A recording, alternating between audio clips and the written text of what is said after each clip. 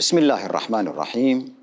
السلام عليكم أيها الإخوة والأخوات ورحمة الله وبركاته. نتحدث في هذه الحلقة تحت عنوان الرسول هو الأسوة للذين بدلوا دينهم. بسم الله الرحمن الرحيم. لقد كان لكم في رسول الله أسوة حسنة لمن كان يرجو الله واليوم الآخر وذكر الله كثيرا. ولما رأى المؤمنون الأحزاب قالوا هذا ما وعدنا الله ورسوله وصدق الله ورسوله وما زادهم إلا إيمانا وتسليما. من المؤمنين رجال صدقوا ما عاهدوا الله عليه فمنهم من قضى نحبه ومنهم من ينتظر وما بدلوا تبديلا. من المؤمنين يعني الصحابة والتابعين وقت النزول، تتحدث عن الصحابة والتابعين. من المؤمنين رجال اللي هم من الصحابة والتابعين، يعني رجال صدقوا ما عاهدوا الله عليه، أي لم يبدلوا حتى توفاهم الله أوفياء بعهدهم. ولكن من هي التبعيضية مؤلمة. مفهوم لما تقول من المؤمنين رجال صدقوا، فمن المفهوم أنه من المؤمنين اللي هو بين قوسين خلنا نعتبرهم، يعني بما أنه الوضع غير مميز الآن، الصحابة والتابعين من لم يصدقوا الله ما عاهدوه وبدلوا تبديلا، وهم المنافقون. لأن مفهوم الصحابي والتابعي لا يميز بين من كان صادقا ومن كان منافقا. نحن لا نعلم، كلهم صحابة، ولكننا لا نعلم هذا منافق وهذا صادق.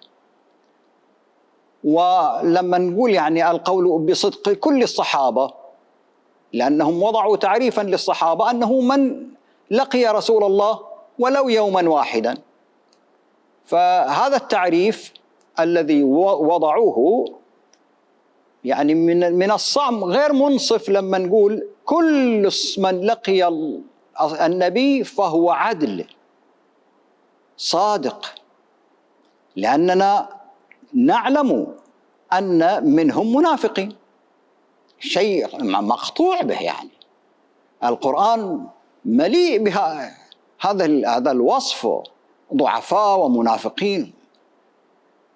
في تعريفنا ما عندنا تعريف آخر، هم داخلين في الصحابة وداخلين في التابعين. والمنافقون فئة كبيرة من الصحابة، اسمحوا لي أحطها بين قوسين لأن مضطر أستعمل الصحابة، ما عطونا العلماء مفهوم اسم آخر نستطيع أن نميز بين هذا وهذا. في ذلك الوقت كلهم صحابة، لليوم لا نعلم أيهم صحابي صادق مخلص وأيهم بدل. أسماؤهم مجهولة،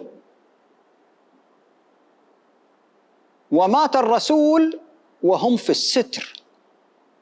الرسول ما كشفهم، بل الله لم يكشفهم، الله أخفاهم لحكمة ورحمة بالمؤمنين. وإلا لما كنا أمة واحدة. لو أن الله ميز وقال فلان منافق فلان مؤمن، لا، كان تصدعت الأمة من أول يوم. فكان حرص الرسول على وحدة المؤمنين أكبر من حرصه على محاربة الكفر اللي هو النفاق بين أصحابه. يعلم أن منهم منافقين، ولكنه يحرص على وحدة المؤمنين. وعظ وكشف ووبخ وفضح دون أن يسمي ويشخص. هؤلاء المجهولة أسماؤهم، المعروفة أعمالهم، بدلوا تبديلا. القرآن يقول وما بدلوا تبديلا، هاي فئة ثانية معناها بدلوا تبديلا. طيب شنو التبديل؟ التبديل إقامة شيء مكان شيء، معناها بدلوا أمورا من الدين القيم بأمور في الدين ليست من الدين. وقد أخبر الرسول صلى الله عليه وآله أن هذا سيحدث من فئة من أصحابه. في الحديث قال ليردن علي ناس من أصحابي الحوض حتى إذا عرفتهم اختلجوا دوني، المفروض يوصلون لي اختلجوا دوني، فأقول أصحابي، يعني ينادي الله سبحانه وتعالى أصحابي، يريد أن يردوا عليه الحوض، فيقال لا تدري ما أحدثوا بعدك، يعني بدلوا، وهم المنافقون. تعداد المنافقين يوم أحد، المنافقون ومن هو في فلكهم يوم أحد، ما عندنا احنا إحصائية، لكن يوم أحد حدثت حادثة كشفت وزن المنافقين بين المؤمنين في يوم أحد، حيث رجع أكثر من ثلث جيش المسلمين، 700 من 2000، 700 رجعوا، وكان تعداد المؤمنين 2000. لم تزدهم الأيام إلا ازديادا وشراسة، مو تناقصوا، لا تزايدوا. فإذا كانوا يشكلون الثلث في أحد، طبعا ما نقدر نقول كل اللي رجعوا منافقين، لكن منافقون ومن تحت تأثيرهم. ونعلم أنهم بعد وفاة الرسول وانقطاع الوحي صاروا مكونا طبيعيا من المؤمنين، لا يعرفون ولا يفضحون، خلاص الوحي وانقطع، والرسول لا يعلمهم أجمعين، ونحن والمؤمنون لا يعلمونهم أجمعين، والله سبحانه وتعالى سترهم رحمة بالمؤمنين ووحدة المؤمنين. فحينما انقطع الوحي وذابوا في الناس، طبعا زادت قدرتهم على التبديل. والسلطة الحكم درجة تتبدل من الأحسن إلى الأسوأ، يعني من زمن الراشدين، الفترة اللي يعني نوعا ما نقول هذه أفضل فترة مرت على المؤمنين في الحكم قياسا إلى ما بعدها، ولو أنها كانت في الحقيقة فيها مرورة كثيرة وخلافات كثيرة بين خلص الصحابة والأنصار، ولكنها قياسا لما بعدها هي أفضل الفترات. فالسلطة درجة تتبدل نحو الأسوأ، بدأت من كبار الصحابة ولم يمضي زمن طويل حتى صارت في آخرين لم يشهدوا من قيامة الإسلام مشهدا، يعني أناس لا هاجروا ولا قاتلوا ولا دخلوا غزوة ولا أبدا، جاءوا على الأخير على البارد وصاروا حكام. فطبعا التبديل مع هؤلاء منافقون كثر وحكام من هذا النوع، يعني نتوقع أن التبديل يزداد. في الفترة الأولى منافقون كثر لا إشكال، لكن اليد الماسكة أشد عليهم، فنتوقع أنه يعني مع أنه في خطورة، لأنهم يعني خلص الصحابة لا يعلمون يقينا أن فلان وفلان منافق، يعلمون إجمالا. فإذا أنت لا تعلم يقينا من هو المنافق، ممكن أنك أنت تصدقه وتفكره أخوك، وبينما هو يغشك. التبديل والتحريف ثمرة طبيعية للنفاق، بما أنه منافق فأكيد راح يبدل ويحرف. أنبأ الله عنهم ذلك في قوله: ولتعرفنهم في لحن القول. لحن القول ما هو؟ يعني تعرفهم في إمالة الكلام عن معناه لمعنى آخر بدلا منه. يعني يسمع المؤمنون كلاما من الرسول أو من القرآن يفهمونه على وجه، وإذا المنافق يزيحه نحو معان أخرى محرفة يشوش.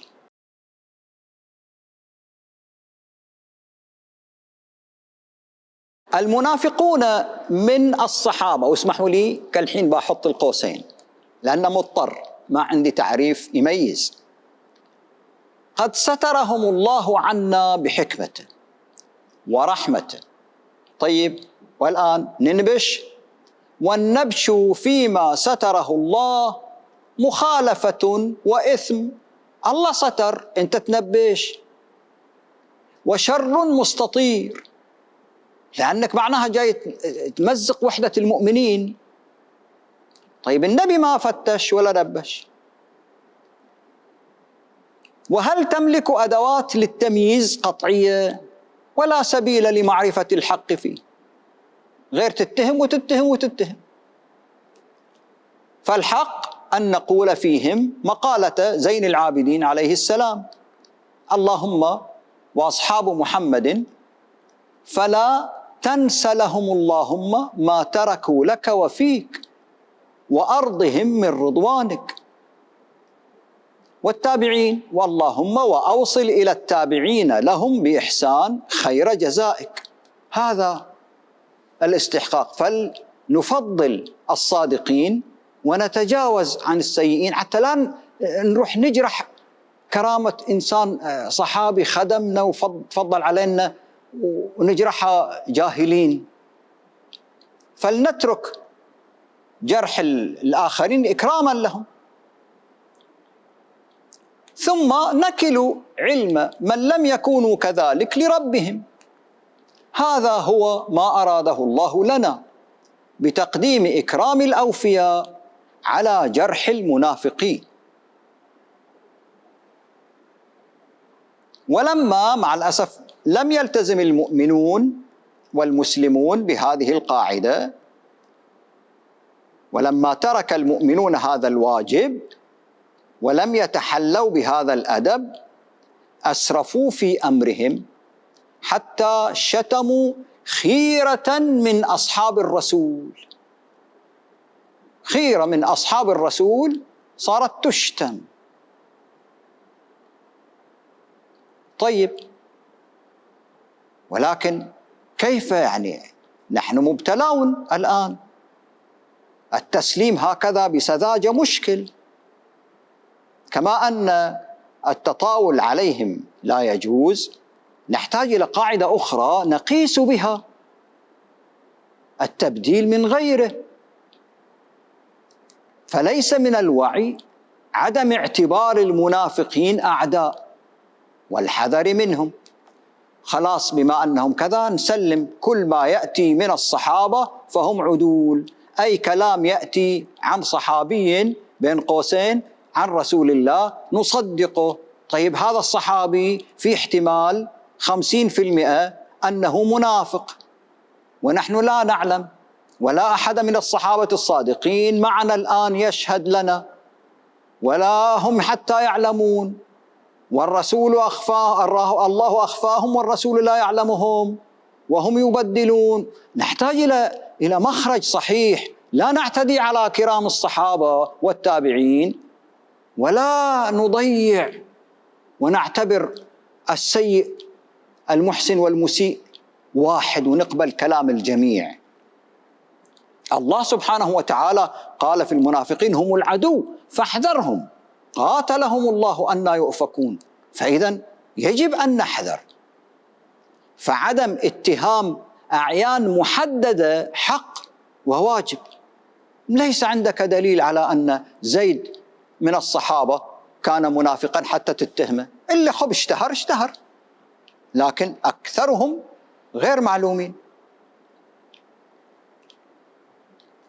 واعتبار المنافقين قبل غيرهم عدوا محذورا أيضا حق وواجب. الله قال هم العدو فاحذرهم.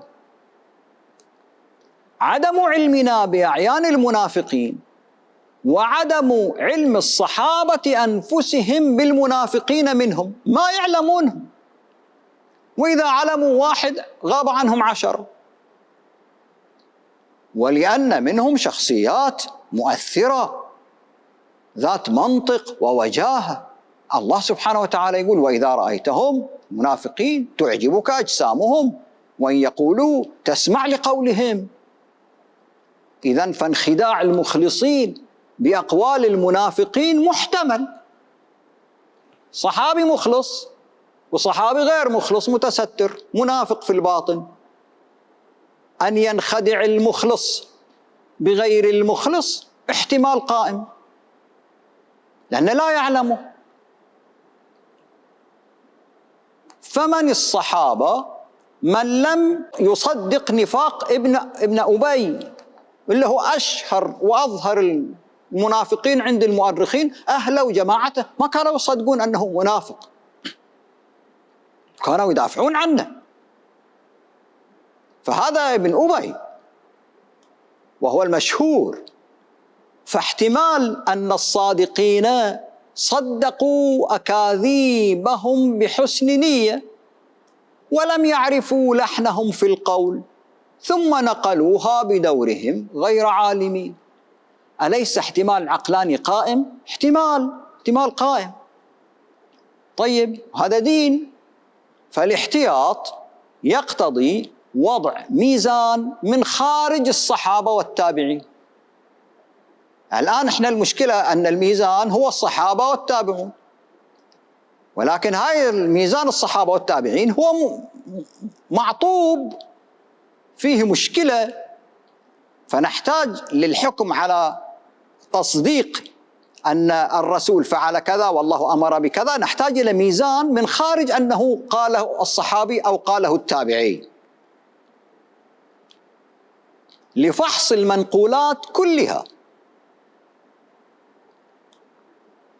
ووزن كل الأخبار التي تنقل عنهم على قدم واحدة، سواء كبار الصحابة، أوساط الصحابة، مشهوري الصحابة، غير المعروفين، ميزان واحد يكون، لأن لا نعلم الآن تسريبات المنافقين أين ذهبت وكيف كانت.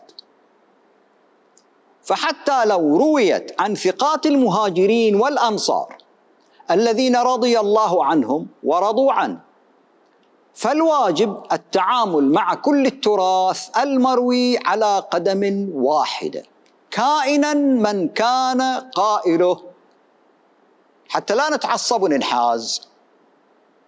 نبغي ميزان، نحتاج ميزانا من خارج أن هذا قاله علي بن أبي طالب أو قاله معاوية بن أبي سفيان، فيتعصب محبو علي لقوله ويتعصب محبو معاوية لقوله. نحتاج إلى ميزان خارج الأشخاص. فما الواجب؟ ما الطريق؟ ما الميزان؟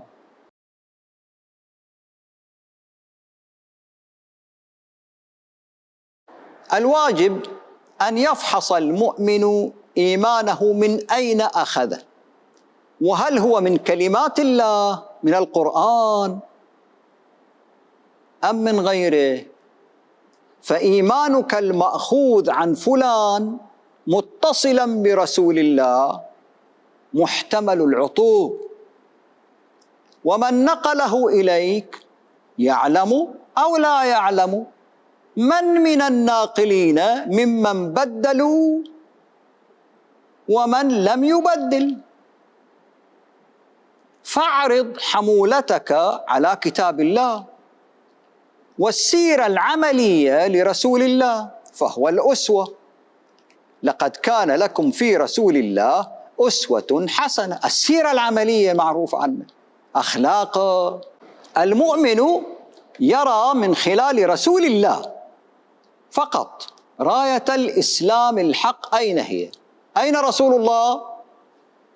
هذا هو الإسلام، ويميزها من بين كل الرايات المرفوعة. طيب كيف تعرف أن هذه راية رسول الله؟ فما خالف القرآن وخالف سنته صلى الله عليه وآله فقد خالف دينه حتما. بس سنته طريقته التي دأب عليها، هذا معنى السنة. السنة يعني الطريق اللي هو معروف، الناس رايحة جاية فيه يسمونه سنة.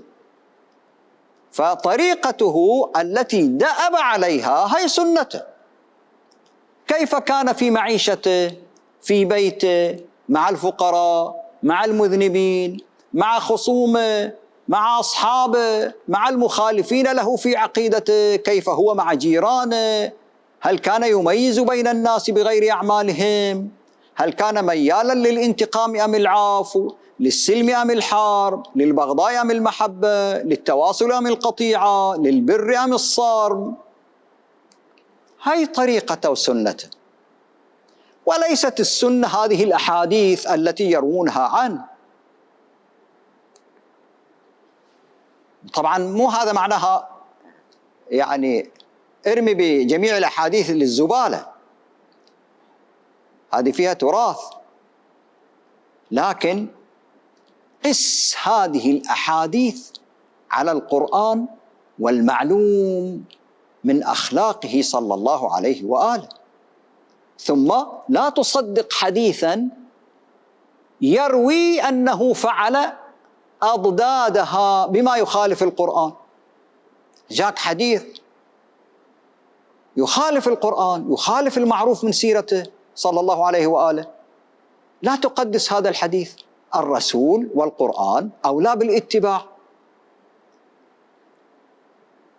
وصفوه، الذين عرفوا وصفوه فقالوا كان خلقه القرآن.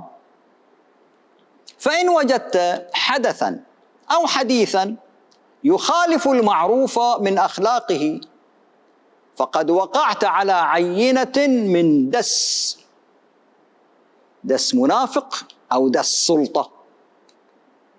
فات المؤمنين معرفته فانخدعوا به وصدقوا ودونوا وأرسلوه لنا. وإن وجدت هذا المدسوس الحديث يعظم ويكرر على ألسنتهم فقد أصبت دليلا معززا لسوء ظنك بهم. أي من تأثير المنافقين، والمنافقون لم ينقطعوا، جيل على أثر جيل، كما أن المؤمنين لم ينقطعوا، هو خطان موجودان. فإن وجدت القوم يتباهون ويؤكدون ويعظمون قتل النبي للأسرى واسترقاقه النساء والذرية كبني قريظة، قالوا 700 جملة واحدة، حفر لهم خنادق وسط السوق وجاء بهم وقطع رؤوسهم وكلهم في الحفر والطم عليهم. فإذا شفتهم يعظمون من هذا الحديث ويكثرون منه فاعلم أن لهم عورة في سفك دماء الأسرى يسترونها بهذا الحديث. مو قلنا أن الحكم صار للأسوأ، كل ما يمشي إلى الأسوأ، وبعد رسول الله ارتكبت مخالفات كثيرة، فالآن التدوين صار في وقت لاحق. فحينما يأتون ويرون أن من المسلمين، من قادة المسلمين، من كبار المسلمين من سفك دماء؟ فكيف يسترون عورتهم؟ بالرجوع إلى رسول الله، فيلبسونه من ثيابهم، يلوثون سمعته وسيرته لينظفوا سيرة رجالهم، ويجعلونه على ألسنة يعني كبار الموثوقين كسعد بن معاذ رضي الله عنه، جعلوا على لسان سعد بن معاذ هذا الذي فعلوه في، أو يدعون أنه قد فعل في بني قريظة. ولما كان فعلهم منافيا لسيرة رسول الله جعلوه على لسان سعد، ثم أردفوا بأنه الرواية مالت بني قريظة شوف فيها تحصل فيها دس يمين ويسار، في مؤشرات أنه حكم سعد قال فيه رسول الله: لقد حكمت يا سعد بحكم الله من فوق 7. يعني سبحان الله، مع أن القرآن عنده آية صريحة في حكم الأسرى، فإما منون بعد وإما فداء، آية في القرآن حكم الأسرى، ولكنهم قتلوهم ويريدون أن يصححوا قتل الأسارى، فابتكروا هذه يلوثون بها رسول الله. وأمر الإخباريين في شأن بني قريظة غريب مريب، إجماع عليها رغم مخالفتها للقرآن بوضوح. فالعزة فيما يروون من خبرها هي لبني قريظة. إذا قرأت الخبر تجد أن الأعز، الموقف العزيز هو موقف بني قريظة، بينما الله يقول: وقذف في قلوبهم الرعب، وإذا بالخبر يظهرهم وكأنهم برزوا إلى مضاجعهم غير آبهين بالقتل، مؤثرينه على الذل، أشماء أنوف حمية ونفوس أبية من أن تقبل طاعة اللئام على مصارع الكرام. هاي كان موقف بني قريظة، تقول أبطال دلين. اقرأوا خبر بني قريظة وستجدون أن يدا يهودية قد كتبته. حتى المرأة التي دست في الخبر وأنها كانت تجلس مع عائشة وكانت تضحك وكذا، وجعلوا على لسان عائشة تقول: ما رأيت يعني واحدة مثل هذه المرأة تضحك وهي تساق إلى القتل، ما لك تضحكين؟ لما نادوا باسمها ضحكت، فقالت لها عائشة: ما الذي يضحكك؟ قالت: الآن أدعى لأقتل، وهي تضحك. ما شاء الله، يعني وقذف في قلوبهم الرعب كانت وصف خاطئ. قتلت ضاحكة مستبشرة مستهترة بالموت. أنتم تكذبون القرآن. ثم 700 تضخيم الأعداد، ترى مزاج توراتي. الإسرائيلية تفوح من قصة بني قريظة، ولكن مع الأسف الأنوف مزكومة بحب العلو. نحن قتلنا، ولو نبشت أرض السوق التي يزعم أنهم قتلوا في أخاديدها لكذبتهم. وأنا أتحدى،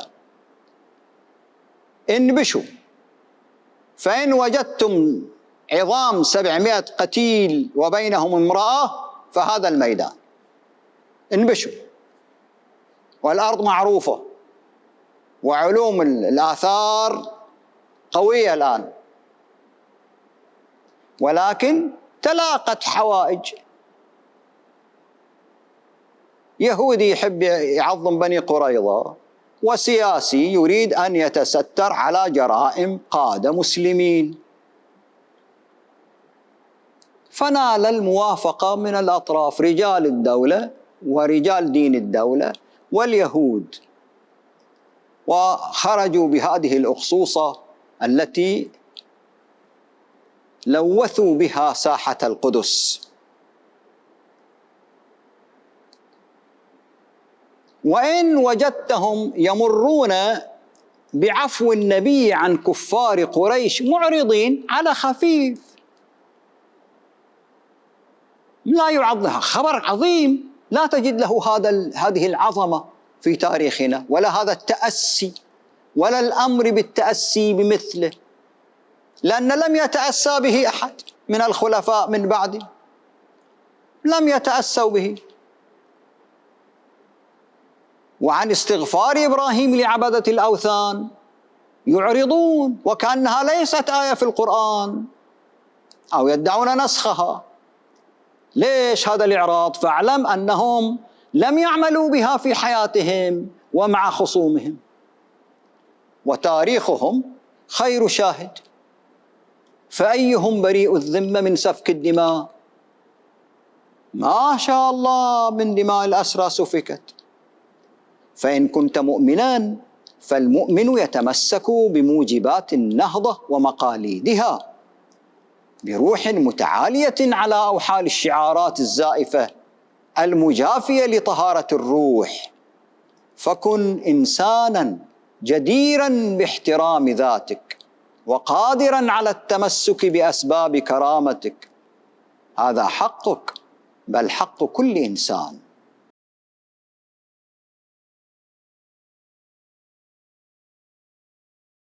كيف كان رسول الله مع الآخر المختلف؟ اقرأ وثيقة المدينة، اقرأ عهده لأهل نجران، ثم افحص من أي سيرة للنبي استنبط الفقهاء أحكام أهل الذمة حين فرضوا عليهم الصغار. تعال تلبس ألوان محددة وتربط روحك بزنانير وتختم بأختام الرصاص وتعلق في رقبتك قلائد من أخشاب وحديد، وأن يأخذوا من الطريق جانبه، يعني إذا في شارع أهل الذمة على جنب، وأخص مكان في الشارع هم إليهم، وسط الطريق للمؤمنين، بل ويضايقوا.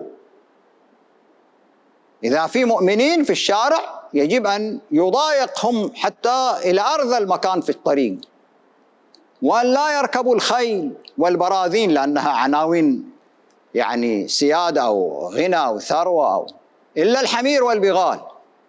يعني إذا مسلم خيل وبرذون، كتابي مهما كان حمار وبغل، هذا اللي إليه يركبه. وأن يذلوا إذا جاءوا لدفع الجزية، جاي يدفع الجزية فلوس اللي يذلوا، دع ودفع، ويجعل يده هي السفلى ويد الجابي هي العليا. يعني المؤمن المسلم ياخذ الفلوس من فوق، ما يصير بالمقلوب. ليش؟ لأن حتى لا تصير يد الكتابي أعلى من يد المسلم، لأن الحديث يقول واليد العليا خير. اليد العليا يعني هي اللي تعطي، هذا مسكين جاي يسلم. ولا يقتل مسلم بذمي ويقتل الذمي بالمسلم. من أي دين أتوا بكل هذا التمييز الفاقع؟ هناك ألوان كثيرة من الشذوذ عن الإسلام وسنة الرسول وإنسانيته، وأقاويل مكذوبة عليه بأنه سمل العيون. لا إله إلا الله. سمل العيون يعني مثل سيخ الكباب يحمي على النار ويدفع في عين الإنسان يعاقبه بسمل عينه، وحبس في الشمس عطشا حتى الموت. يحتاج الحجاج إلى أكثر من هذا يا جماعة؟ يحتاج؟ أليس الحجاج معذورا؟ أليس متأسيا بسنة رسول الله؟ ليجعلوا منها مبررا لمآرب الولاة مثل الحجاج وخلفاء بني أمية، أو يبرروا بها فجائعهم في الناس. ولأن التدوين حدث متأخر، فقد دسوا وضمنوا ووضبوا مرادهم في مقولات على رسول الله والصحابة لتصبح من الدين ويستمر شرها يتكرر في مستقبلنا. لأن مثلا خالد أخطأ في يوم فتح مكة قتل جماعة، بس المسلمون والنبي والدين اعتبر التصرف خاطئ فغير قابل للتكرار. لكن لو أننا شرعنا تصرف خالد والنبي أقره عليه، يعني جعلناه سيرة. كان النبي يسوس بالقيم، ثم ساس المسلمون بالدهاء كبقية الخلفاء الحكام في الدنيا. ولأجل أن يبرروا لأنفسهم فعائلهم رجعوا يكذبون على الرسول، وإن لهم به أسوة. المسلمون سمل العيون، النبي سمل العيون بالأسياخ الحادة، حبس في الشمس حتى أماتهم عطشا، النبي، ونحن نتأسى به.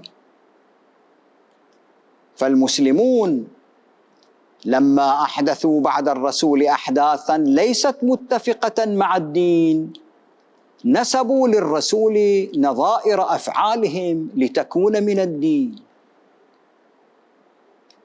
وترك المسلمون التأسي برسول الله في عفوه وحلمه وكرمه واحترامه للإنسانية. لم يقبل أن يذكر أسماء المنافقين احتراما لعوائلهم، أبنائهم، مجتمعه، سلامة مجتمعه. وسلكوا مسالك سلاطين الوحشية وكأنما أكاسر وأباطرة. ما حدث في معركة أليس هكذا اسمه، أو نهر الدم، حيث نذر قائد المسلمين فيما يقال، والله العالم لأن الذين كتبوا ليس هو، يقولون أنه نذر أن يشكر الله إن نصره، لأن كان جيش المشركين أو الفارسي يعني مشتد في ذيك المعركة، إن نصره الله أن يقتل جميع الأسرى لا يستبقي حتى يجري بدمهم نهر أليس. فانهزموا، الفرس انهزموا، فوقع منهم 7,000 أسير. فجاء بهم قائد المسلمين وأنزلهم، حبس الماء مال النهر، نهير يعني مو النيل، نهير، حبس الماء وجاء به 7,000 وظل يقطع رؤوس الأسرى على حتى يوفي بنذره وأن يجري نهر أليس بالدم بدل الماء. طبعا الدم كل ما نزل جف. فقال لأحد الموجودين يعني لو قتلت من الناس ما تشاء لن يجري الدم. فبعدين أجرى عليه الماء فصار النهر من بعدها كله أحمر بالدماء، فسمي نهر الدم. هذا مثال لفجائع المسلمين بعد ذلك. مما احتاج إلى أن الرسول يقتل بني قريظة ويصفهم مثل ما فعل هذا القائد. مثال آخر، الحجاج حين قتل كل الأسرى من أصحاب عبد الرحمن بن الأشعث، كان طالع ثورة عليه وهزمه وجابوا الأسرى كلهم مسلمون، 4800 أسير. فلما أكمل 3000 يجيب يعني يستعرض ويقتل 3000، باقي 1800. اعترض عليه معترض بمخالفته قول الله: فإما منا بعد وإما فداء. الله قال في الأسرى فإما من، فيقول له أنت لا فديت ولا منيت، ما قبلت الفداء ولا منيت. فيقال أنه يعني الحجاج التفت وقال يعني ما فيكم واحد ينبهني. وحادثة أخرى، قتل مصعب بن الزبير من أنصار المختار ابن عبيد الثقفي، أسرهم في القصر ووعدهم بالأمان واستسلموا، فجاء بهم وضرب أعناقهم تباعا، قيل 500 وقيل ألوف.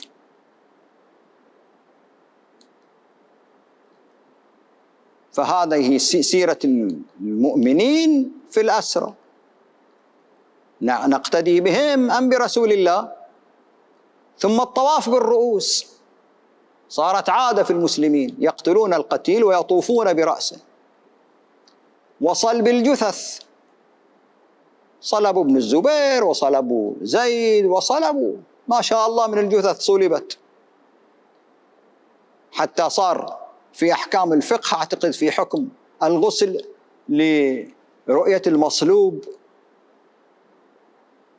هذه بدأت في العصر الأموي، العهد الأموي، وبعدين صارت عادة معتادة في المسلمين، فصارت الرؤوس تحمل كبراهين على إنجاز المهمة، يقتل ويحمل الرأس ويسيرون، أو ألوف الكيلومترات أحيانا يحملون هذه الرأس على طريقة الرومان. هذا كله في الصدر المبكر للإسلام في زمن الصحابة والتابعين. فكل الذي تسمعه وتقرأه من مشين الأفعال المنسوبة لرسول الله فإنها إنما كذبت عليه تبييضا لسواد من خالفوا سنته ممن جاء بعده وبدل سنته